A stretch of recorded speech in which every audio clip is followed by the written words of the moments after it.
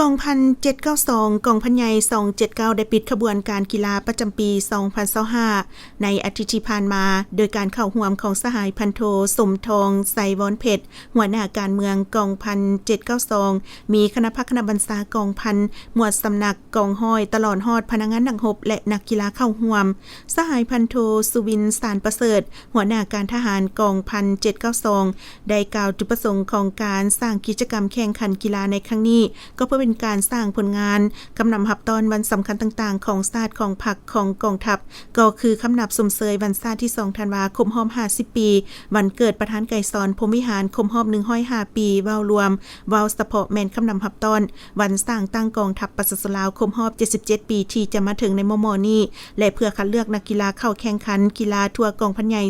279ให้มีขบวนการฝึกฟื้นมวลซืนพร้อมทั้งหัดแน่นความสามัคคีหักแพงระหว่างอ้ายน้องภายในกรมกองให้มีความแน่นแฟนอีกด้วยจากนั้นสหายพันโทคนวิไลพรห้องหัวหน้าการทหารกองพัน